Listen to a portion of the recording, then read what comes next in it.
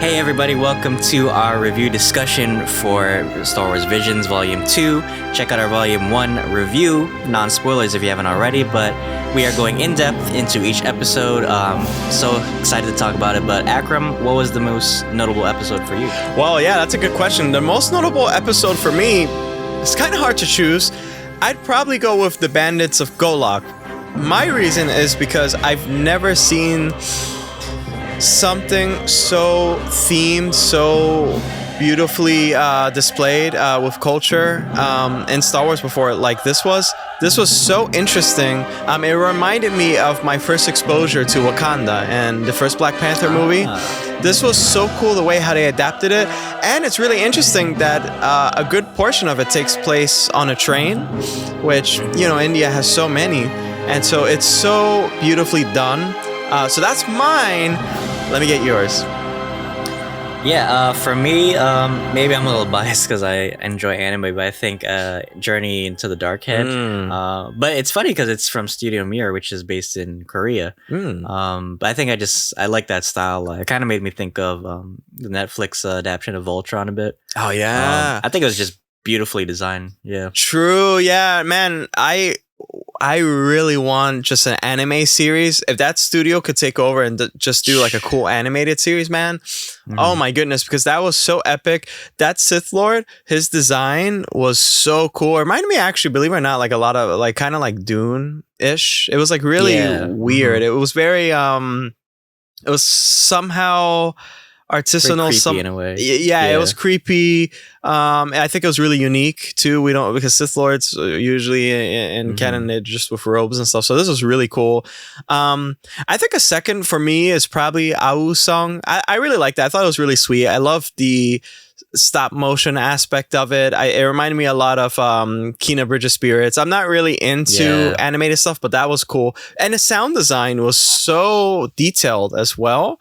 And I mentioned in the non-spoiler review, the sound design implies this direction to where the characters are going. It's kind of hard to explain. If you actually watch the episode, you'll know what I mean. It's like no matter where this character is going, you'll hear like little random noise. It's not gravel, but it's like little like beats of a drum or just this random insect, and then the camera pans over that direction. It's really cool. It's like 3D audio without actually having 3D audio. I think the way how they did that was so perfectly done.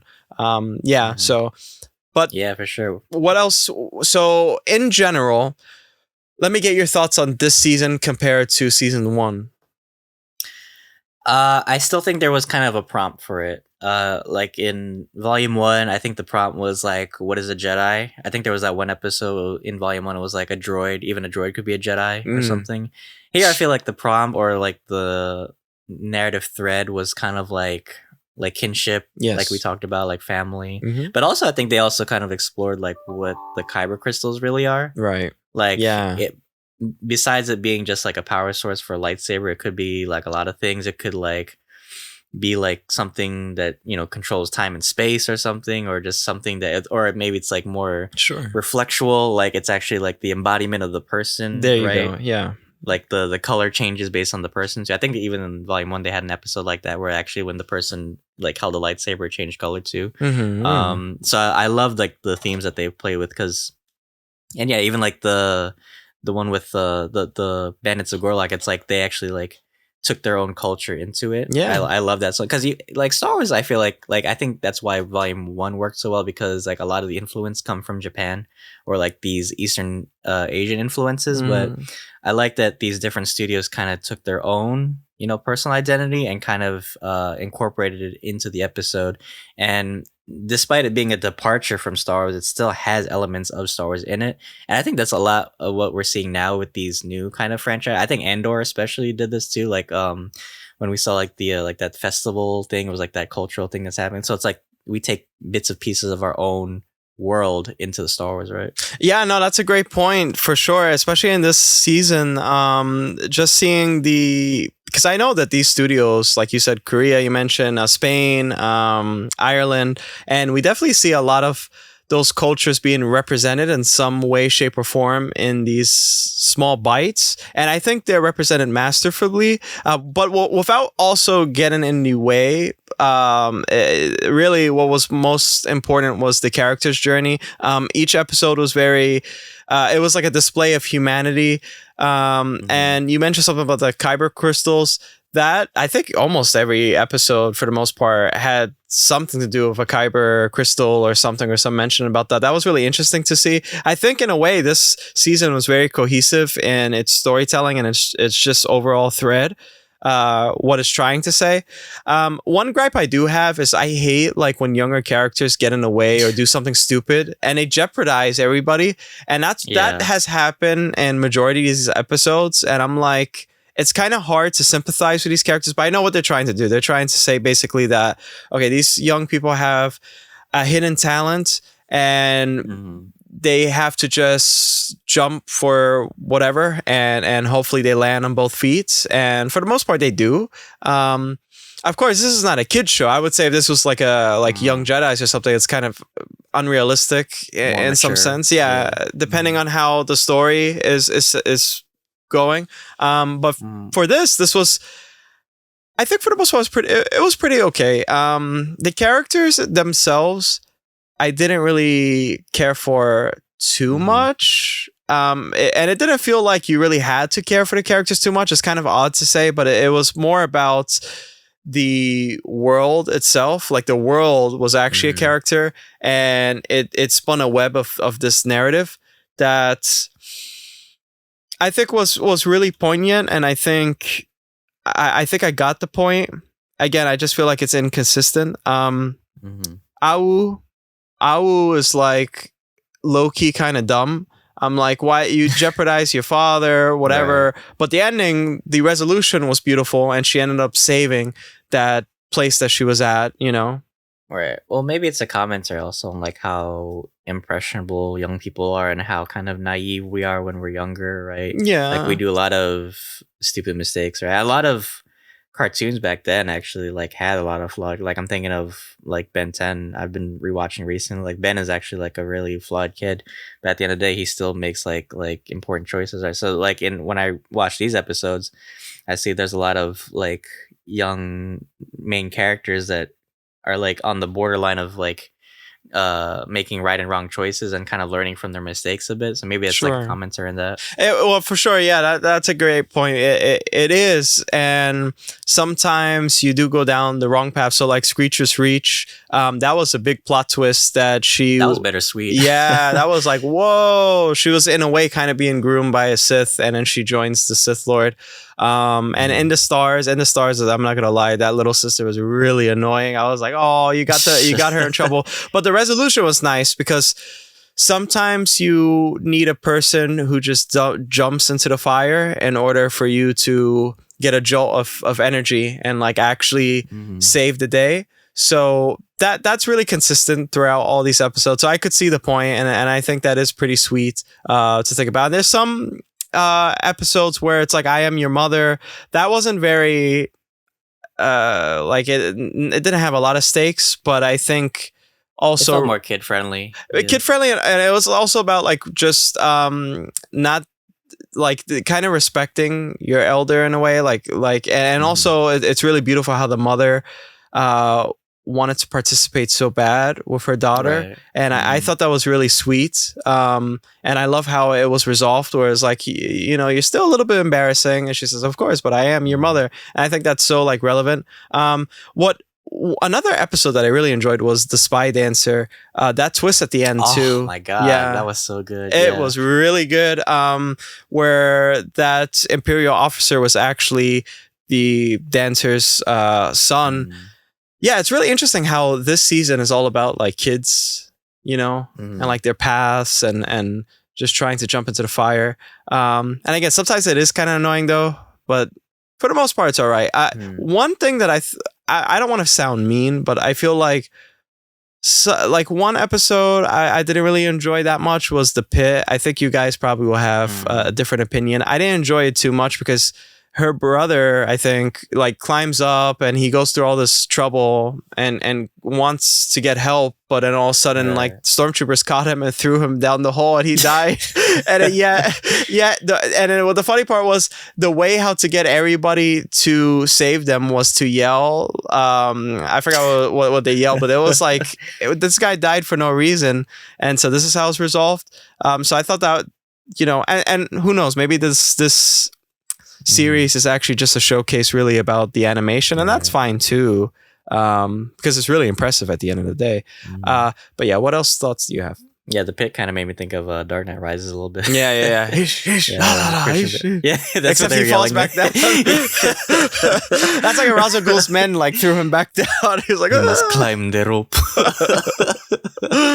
No, I think a lot of these episodes were very interesting in terms of storytelling. Yeah, the what was it? The I Am Your Mother one. Yeah, it's like kind of like respecting your parent, like your parent is like your biggest friend or something in your life. I thought that was like a big theme. In the Stars, that I love that animation style. Actually, it made me think of that movie Kubo and the Two Strings. Yeah, with the two sisters. It's crazy, like all the shit they went through just for like a bottle of water. Right. Like just, and it kind of like talks about like the Empire too, like stripping resources away. Yeah, that was. Yeah, and the Screeches Screecher's Reach was kind of bittersweet. It's like, I don't know why she went through all that just to be a Sith. I was like, she could have just been like a Jedi or something at the end. But it's interesting how they kind of like incorporate a lot of like Sith in this season too. Yeah, I feel like it's a big theme. It's like, what kind of Sith Lord, especially that one episode that was actually called Sith, and it was that lady, and she was a Sith, but she was kind of not a Sith at the same time. I liked her weapon design too. I thought that was really cool. What do you think of that episode? Yeah, that was our introduction. When I seen that episode and next episode, I was like, oh, that makes sense that Volume 2 has the theme of red.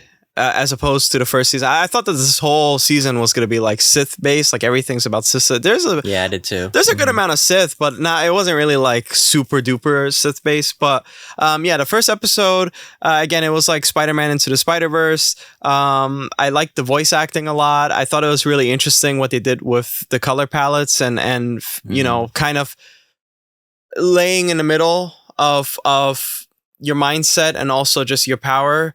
And she used both the light and the darkness to help herself out and like kind of bring herself up and defeat her master or her former master. So that was really interesting. That was cool. I really like the designs of a lot of these creatures and stuff like that, especially in Au's song. That was so cute. But yeah, Sith was cool. That was a cool teaser. That was pretty short, and Screech's Reach was pretty short, but the rest were, and I Am Your Mother, but the rest were like 20 minutes long or so.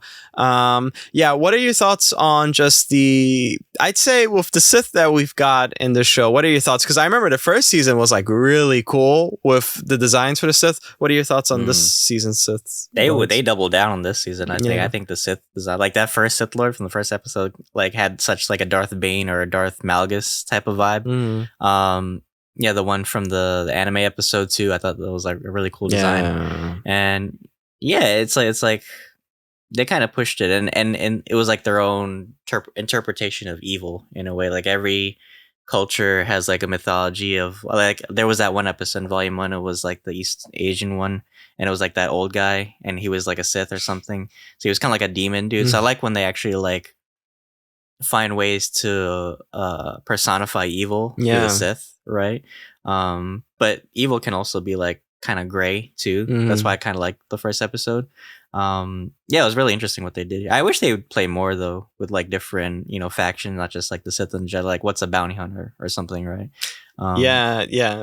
They should have done that. Hopefully the next season, I could imagine like maybe the next season's color is like green or a different color. I don't know.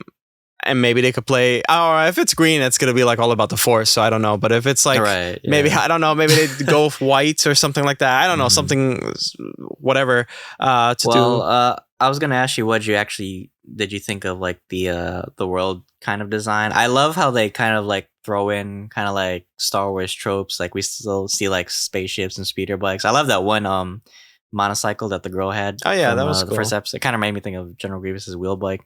But we had like elements from Star Wars, but they still kind of felt different in a way. So I want to get your thoughts on it. Yeah, so the world designs were, I mean, you guys know we're usually really honest in these reviews. They were kind of ass, I'm not gonna lie.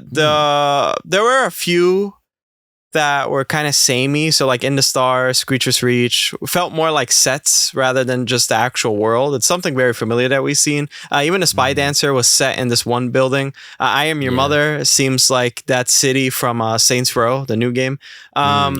Journey to the Darkhead, that was cool. That reminded me a lot of Alien Covenant. I actually really enjoyed the world for that, especially the statues.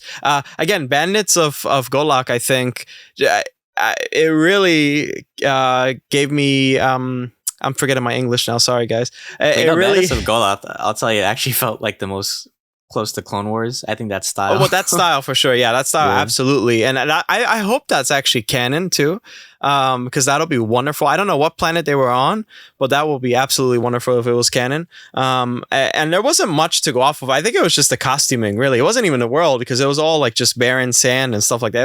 It was actually the costuming. It was the characters that I think were the world in some sense. But Au's song, though, that world was absolutely beautiful and stunning. And if at first it didn't really feel like a Star Wars property, it looked like I was just watching something else.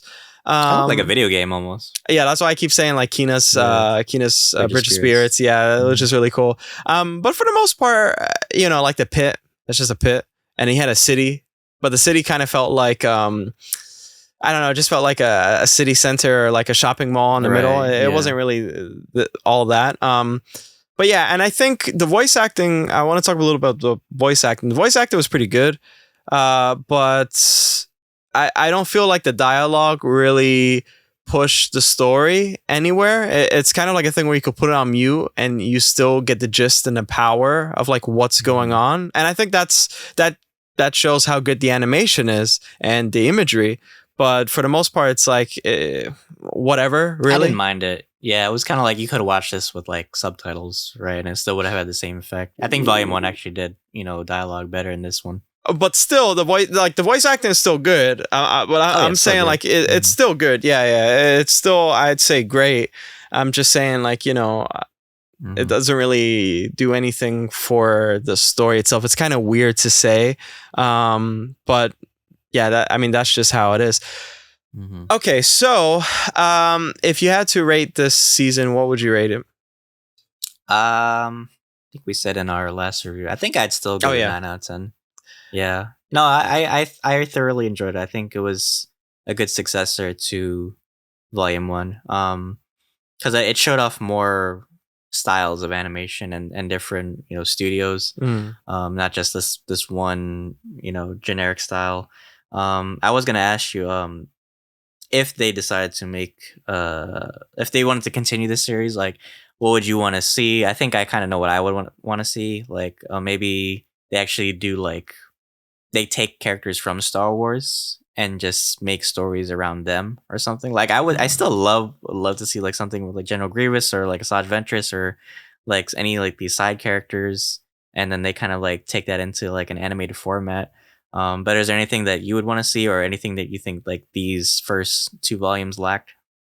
Yeah, I really feel like they're probably never gonna put characters that we know in this show. For the reason is it's like they really won't do a lot of unorthodox things that usually don't happen in Star Wars. They showcase them here, especially with the ship designs and stuff. It doesn't feel like it takes place anywhere in Star Wars, not even High Republic or Old Republic. There's a lot of things that just is what it is. It's like aesthetic wise, just for that. What I would like to see, I don't know, probably like a Western or something. I mean, it can be a little bit boring, or maybe like a horror, delve into that a little bit. Like, how would a horror look in Star Wars shows? Subgenres. Yeah, like I think you really have to play with that. But then again, I think the sandbox is really huge, and especially when you have these types of studios, and they're not limited really by the canon, so they could really do anything. And if they want to use a character, that will be great. And if it's in canon, that'll be really interesting to see that addition come to play. And what season I would prefer, I don't know. It's kind of hard to say because both kind of felt the same for me. I themes are different. So if I had to choose, probably I'll choose the first season just because I was more impacted by it. I was like, whoa, this is the first time we ever seen it. But that's kind of biased just because that's my first time exposure. So now I'm already used to it. Again, for this season, I just felt kind of annoyed by like the kids. They were like a little bit annoying, but I mean, again, at least the end result was fine. So, but yeah, and I sound like I'm talking a lot of shit about this season, but not really. I think you guys will find the same issues that I'm finding. And again, I would rate this season a 9 out of 10 just because there are other elements that make this award worthy, I believe. You know, the animation, I think, for Star Wars especially, is groundbreaking. I think they ended it up from the first season. So, but if you guys want to debate me, go debate me down in the comments below, bitch. There you go. Like, but anyways, Dylan, why don't you take us away? Well, thank you guys if you stayed till the end of this video, for checking us out, and for, check out our non-spoiler review as well. Like I said earlier, we have so much Star Wars content out for May the 4th. We have Revisited, we have Young Jedis, so much content out already. We do plenty of reviews. Check out our playlist if you haven't already. Thank you to all our new subscribers. We're almost at 400 subs. I can't wait. We're just growing as a channel every day, but we can't do it without you guys, so anything helps the channel. Like, a sub, a share, anything helps. But yeah, thank you guys so much, and until then, may the force be with you. May the force be with you, everybody. Yeah, I'll see you guys.